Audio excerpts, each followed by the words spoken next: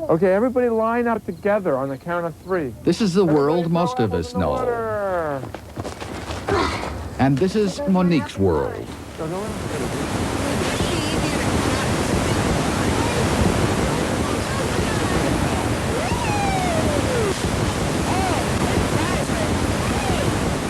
Monique was born with a profound hearing loss. She's learning now to live in the world of the hearing. Okay, do you know what it is? Is it alive?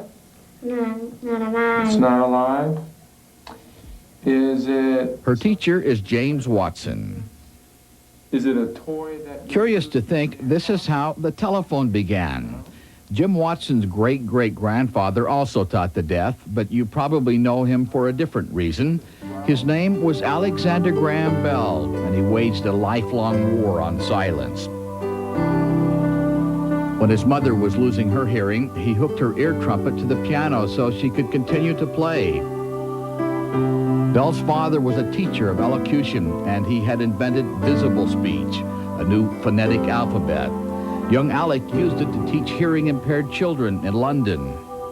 Their reaction to the fact that they could actually say the words, mother and father, touched them.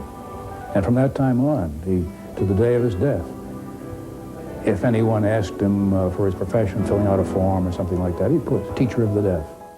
His experiments culminated on a hot summer night in 1875.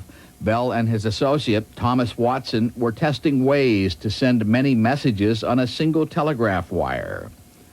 As Watson plucked at a wire to free it, Bell, with his ear to the receiver, heard a distant twang. Bell knew if he could send one sound over the wires, he could send any sound, even human speech.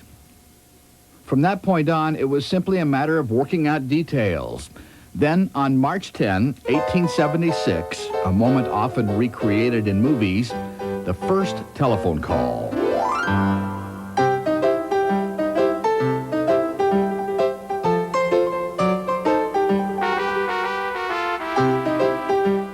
Later, the telephone was a commercial success. But once the telephone invention became the telephone industry, Bell lost interest and went on to other things. And what things they were. The Navy's fast hydrofoils are descendants of a boat Bell and a friend built. It traveled 70 miles an hour in 1919.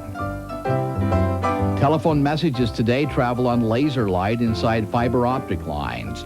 Bell sent signals down a beam of sunlight. You could call it the first cordless phone. He improved Edison's phonograph and designed what would later be called the iron lung. And he independently came up with the idea of wing flaps on airplanes.